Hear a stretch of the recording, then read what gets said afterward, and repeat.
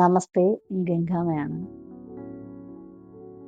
എല്ലാവരും സപ്പോർട്ട് ചെയ്യുക, ഷെയർ ചെയ്യാൻ, കമൻറ്റ് ചെയ്യാൻ മടിക്കേണ്ട പുതിയ ചാനലാണ്. കുറേ അനുഭവങ്ങൾ കൂടെ നമുക്ക് യാത്ര ചെയ്യാം. അപ്പോൾ ആ കോഴികളെല്ലാം ചാവുമെന്ന് വിചാരിച്ചിട്ടല്ല ഞാനത് ചെയ്തത്. അപ്പോൾ അവരെല്ലാം കൂടിയിട്ട് ഏകദേശം 10-18 കോഴികളുണ്ട്. ഈ 18 കോഴികളും ജീവൻ 2 വീട്ടിലത്തെ കോഴികളാണ്. അപ്പോൾ ഈ മാങ്ങോട്ടുകാവ് എന്നുള്ളതൊരു ആഭിചാരങ്ങളൊക്കെ മാരണം ചെയ്യണൊക്കെ ക്ഷേത്രമാണ്. ക്ഷേത്രം എന്ന് പറയുമ്പോൾ ഭഗവതിയുടെ ക്ഷേത്രത്തിന് പുറത്ത് ഈ മുക്കുംചാത്തനുണ്ട്. അവിടെയാണ് ഈ മാരണങ്ങൾ ചെയ്യുക. അവിടെ ഈ പ്രതിമയിലൊക്കെ മുളകരച്ച് തേക്കുക. അതായത് അസാധ്യ ആഭിചാര മാരണം ചെയ്യണ ഒരു ക്ഷേത്രം. ഒക്കെ ചെയ്യണ ഒരു ക്ഷേത്രമാണ്. കളയാനും അങ്ങോട്ടാണ് പോവുക. അതായത് മാരണ ദുരിതം വന്നാൽ അത് ഒഴിവാക്കാനും ചെയ്യാനും രണ്ടും ഉണ്ട് അവിടെ. അത് 2 ക്ഷേത്രമുണ്ട്. അതായത് മാങ്ങോട്ടുകാവിൻ്റെ മൂലസ്ഥാനമുണ്ട്. അതുപോലെ തന്നെ ഭഗവതി പിന്നീട് വന്നിരുന്ന സ്ഥലമുണ്ട്. അപ്പോൾ ഇവരെന്ത് ചെയ്തു വെച്ചാൽ ഈ കോഴി അങ്ങോട്ടുള്ള കോഴിയായിരുന്നില്ലേ. അപ്പോൾ ഇവര് ഒരാൾ പോയിട്ട് 2 കൂടി അറിഞ്ഞിട്ട് തന്നെയാണ് അത് ചെയ്യുന്നത്. കാരണം അവർ 2 ഭയങ്കര അടുപ്പമുള്ള ആൾക്കാരാണ്. 2 തൊട്ട അയൽപക്കങ്ങളാണ്. അപ്പോൾ 2 അടുപ്പമുള്ളവരാണ്.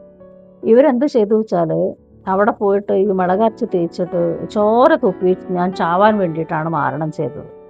അതാണ് എനിക്കിവിടെ കാണിച്ചു തന്നത്. ഇവർ പോണതിൻ്റെ തലേ ആഴ്ച എനിക്ക് കാണിച്ചു തന്നു. അതാണ് അതിലും വലിയ രസകരമായ സംഭവം. അപ്പോഴാണ് എന്നോട് നീ അങ്ങോട്ട് വാ എന്ന് പറയണത്. അങ്ങനെയാണ് ഞാൻ അവിടെ ചെല്ലണത്. അപ്പോൾ ആദ്യത്തെ ഹസ്ബൻഡിൻ്റെ ഈ പരദേവതയാണ് ഈ മാങ്ങോട്ടുകാവ് ഭഗവതി. ഭഗവതിയുടെ ക്ഷേത്രത്തിൽ ഈ മാരണപ്രവൃത്തിയൊന്നുമില്ല. അതിന് ക്ഷേത്രത്തിന് പുറത്ത് മുക്കൻചാത്തൻ്റെ അടുത്താണ് ഈ മാരണമൊക്കെ ചെയ്യലുള്ളത്. അപ്പം അങ്ങോട്ട് പോവുക എന്ന് പറയുമ്പോൾ എല്ലാവരും മുഖം ചൊളിക്കും. കാരണം മാരണം ചെയ്യാനെന്ന് വിചാരിച്ചിട്ടാണ്.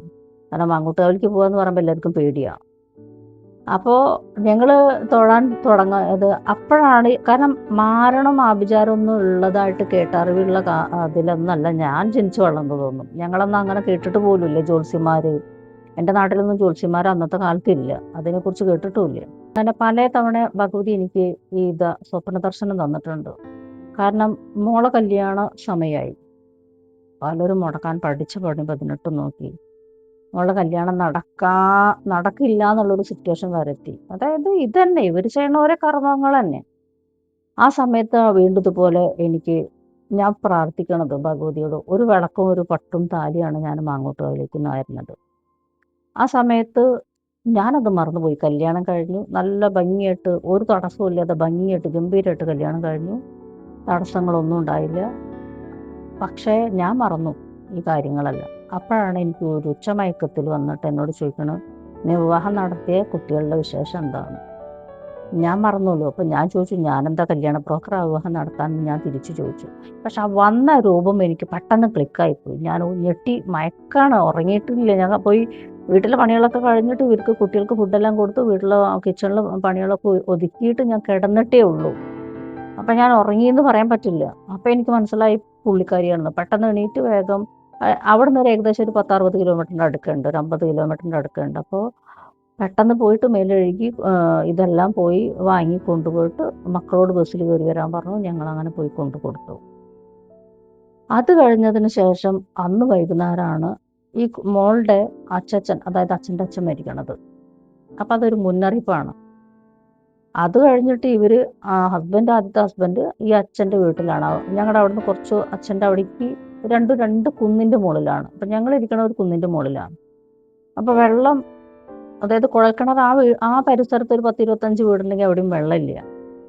ഉള്ളത് ഒരു വീട്ടിൽ മാത്രമാണ്. അപ്പം ഞങ്ങൾക്ക് നല്ല വെള്ളം എടുക്കാൻ അങ്ങോട്ട് പോകണം. പുറത്തേക്ക് വെള്ളം എടുക്കാൻ ഒരു പാടത്തൊരു കുഴിയുണ്ട്, ആ കുഴിയിലേക്ക് പോകണം. അപ്പോൾ കുന്നിൻ്റെ മുകളിൽ നിന്ന് ഇറങ്ങി വരണം വെള്ളത്തിന് വേണ്ടിയിട്ട്. അപ്പോൾ അത് വലിയ ബുദ്ധിമുട്ടുള്ള കാര്യമാണെന്ന് അറിയാമല്ലോ. കുന്നിൻ്റെ മുകളിൽ നിന്ന് ഒരൊക്കത്തൊരു കുടം തലയിലൊരു കുടമൊക്കെ ആയിട്ടാണ് പോവുക വെള്ളത്തിന്. മോൻ്റെ കുട്ടിക്കാലത്ത് അവനെ ഒക്കത്ത് വെക്കണം.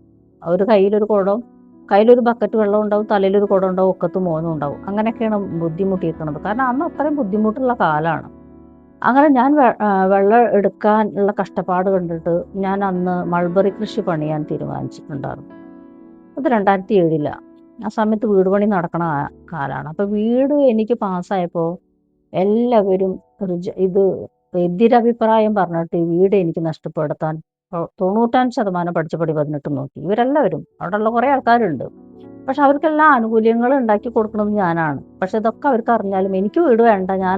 വീടെന്ന് പറഞ്ഞു കഴിഞ്ഞാൽ ഞാൻ കല്യാണം കഴിഞ്ഞ് ചെല്ലണ നേരത്ത് ഒരു വീടാണ്. മണ്ണ് ഇങ്ങനെ പൊത്തി ഉണ്ടാക്കിയിട്ട് മേലെ ഈ പനയുടെ ഓല മേഞ്ഞ ഒരു കൂരയാണ് ഉണ്ടായിരുന്നത്, മൺകൂര.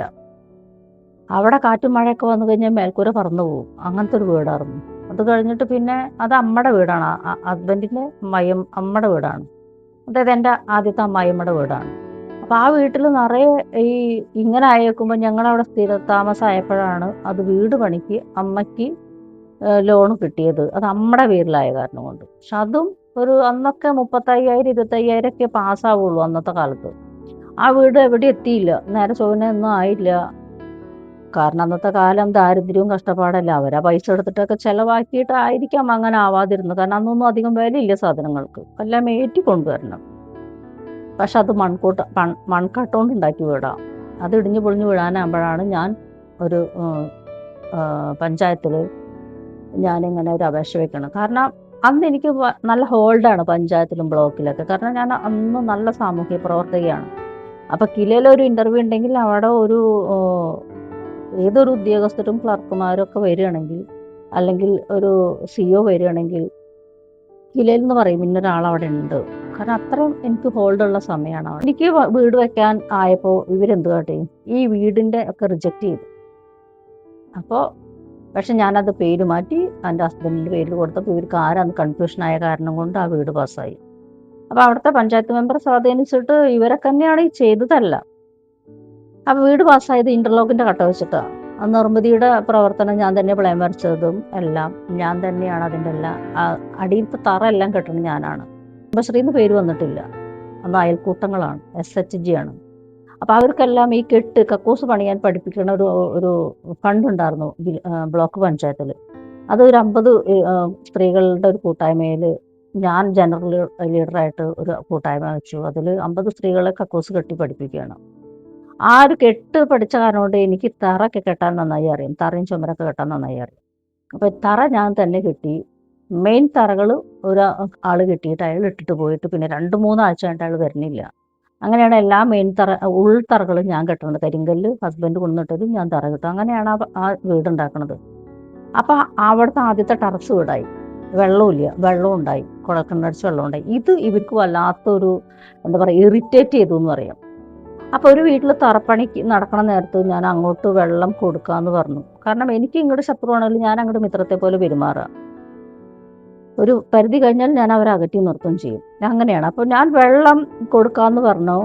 പക്ഷെ ഇവർ ഡയറക്റ്റായിട്ട് തറയിലേക്ക് അടിക്കുകയാണെങ്കിൽ എൻ്റെ മോട്ടർ കത്തിപ്പോവും. അപ്പം ഞാൻ പറഞ്ഞു, ഡയറക്റ്റായിട്ട് നിങ്ങൾക്ക് തറയിൽ അടിക്കാൻ പറ്റില്ല, തറ തെരിപ്പിക്കുക എന്ന് പറയും, തറയിൽ ഇരുത്തുക എന്ന് പറയും, ചെളി അടിച്ച് തെരിപ്പിക്കുകയാണ്. അപ്പോൾ നിങ്ങളൊരു ടാങ്ക് കൊണ്ടുവന്ന് വെച്ചിട്ട് ആ ടാങ്ക് നിങ്ങളുടെ വീടിൻ്റെ മുമ്പിൽ വെച്ചിട്ട് ആ ടാങ്കിലേക്ക് പൈപ്പ് പിടിക്കൂ. അപ്പോൾ പിന്നെ നിങ്ങൾക്ക് വെള്ളം അടിച്ച് ടാങ്ക് നിറയണതിനനുസരിച്ച് ഒഴിയണതിനനുസരിച്ച് വെള്ളം നിറച്ചു തരാമെന്ന് പറഞ്ഞു. പക്ഷെ അത് ഇവർ ആ വെള്ളം പിന്നെ വേണ്ടാന്ന് പറഞ്ഞു. കാരണം കുറച്ച് പൈപ്പൊക്കെ ദൂരേക്ക് എടുക്കണം. അപ്പോൾ അവർക്കത് കേട്ടപ്പോൾ ഡയറക്റ്റായിട്ട് വെള്ളം കിട്ടണം എന്നുള്ള വാശിയിൽ വെള്ളം വേണ്ടാന്ന് പറയുക മാത്രമല്ല, ഇവർ വെള്ളത്തിൻ്റെ കരു കെട്ടുക എന്ന് പറയും. വെള്ളത്തിൻ്റെ കരു കെട്ടൽ മാന്ത്രികത്തിൽ പെട്ടതാണ്, ഈ ആഭിചാരത്തിൽ പെട്ടതാണ്. അപ്പോൾ അവരൊരു വിഷ്ണുമായനെ കൊണ്ട് നടക്കണതാണ്. ഈ പഴയ സ്ത്രീകൾക്കൊക്കെ മടിത്തലപ്പിൽ, അല്ലെങ്കിൽ പുരുഷന്മാർക്കൊക്കെ മടിത്തലപ്പിൽ ഈ മൂർത്തികളെ കൊണ്ടു നടക്കുക എന്ന് പറയും. അത് ഈ പാരമ്പര്യമായിട്ട് പകർന്നു കിട്ടുന്ന ഒരു ഇതാണ്. മാന്ത്രികത്തിൽ പാരമ്പര്യമായിട്ട് പകർന്നു കിട്ടുന്ന ഒരു ഇതാണത്. ഇവർക്ക് ഇവരുടെ കയ്യിൽ ഇതേപോലെ ഒരു വിഷ്ണുമായ ഉണ്ട്. ഈ വിഷ്ണുമായ അവരുടെ അമ്മാനച്ഛൻ, അതായത് ഭർത്താവിൻ്റെ അച്ഛന് കൊടുത്തതാ. അയാൾ മരിക്കാൻ നേരത്തെ, അയാൾ മരിക്കാത്ത കുറേ ബുദ്ധിമുട്ട് അനുഭവിച്ചു. അപ്പോൾ അയാൾ കൊടുത്തതാ. അപ്പോൾ ഇവർ ഈ വെള്ളക്കരുവിനെ കെട്ടിയേക്കുമ്പോൾ എൻ്റെ വീട്ടിൽ വെള്ളമില്ല, കുഴക്കണ്ടില്ല, ഒരു ഇറ്റ് വെള്ളമില്ല. 125 അടിക്ക് പൂക്കുറ്റി പോലെ വെള്ളം വന്നിരുന്നതാണ്. പക്ഷെ അതിൽ വെള്ളമില്ലാണ്ടായി. ഹസ്ബൻഡിൻ്റെ അച്ഛൻ മരിച്ചിട്ട് ഹസ്ബൻഡ് അവിടെയാണ്. കഷ്ടിയൊക്കെ ഞങ്ങൾ അവിടുന്ന് ഇവിടുന്നൊക്കെ വെള്ളം കോരി കൊണ്ടുവന്നിട്ടൊക്കെ ഇതാക്കി. 15 വില കഴിയുന്നിട്ട് മുമ്പേ എന്നോട് പറഞ്ഞു, നീ അങ്ങോട്ട് വാ എന്ന് പറഞ്ഞു. അതായത് മാങ്ങോട്ടുകാവിലേക്ക് വാ എന്നാണ് എന്നോട് പറയണത്. അങ്ങനെ മാങ്ങോട്ടുകാവിലേക്ക് ചെല്ലാൻ പറഞ്ഞത്, അവിടെ എന്നോട് പറഞ്ഞത്, നീ അവിടെ വാ, അവിടെ നിന്ന് പുണ്യാഹം വാങ്ങിയിട്ട് നീ കുഴൽക്കിണറ്റിൽ ഒഴിക്കുക. ഈ പുണ്യാഹം അന്ന് പാലാണ് കിട്ടുക. നമ്മൾ ഈ പാലാഭിഷേകം ഒക്കെ നടത്തിയ പോലത്തെ പാലാണ് കിട്ടുക. അപ്പോൾ തൂക്കുപാത്രമായിട്ട് പോയിട്ട് പുണ്യാഹം വാങ്ങിക്കൊണ്ടുവന്നിട്ട് ഞാൻ ആ പുണ്യാഹം ഈ കിണറ്റിൽ ഒഴിച്ചിട്ട് മോട്ടർ ഇട്ടപ്പോൾ സമൃദ്ധമായിട്ട് വെള്ളം. അപ്പോൾ ഇതൊക്കെ അന്ധവിശ്വാസമാണ്. ഒരു പക്ഷേ ഗംഗാമ്മ അന്ധവിശ്വാസം പ്രചരിപ്പിക്കണമെന്ന് പറയും. അനുഭവമാണ്. അനുഭവിച്ചത് കാരണം കൊണ്ടാണ് അത്. അന്ധവിശ്വാസവും അനുഭവവും തമ്മിൽ ഒരുപാട് വ്യത്യാസമുണ്ട്. ആ കരുവിനെ കെട്ടാൻ പറ്റും. നമുക്ക് അടുത്ത വീഡിയോയിൽ കൂടുതൽ പറയാം. നന്ദി, നമസ്തേ. ഒന്ന് ഇഷ്ടപ്പെട്ടാൽ ഷെയർ ചെയ്യാനും ലൈക്ക് ചെയ്യാനും കമൻറ്റ് ചെയ്യാനും മറക്കണ്ട.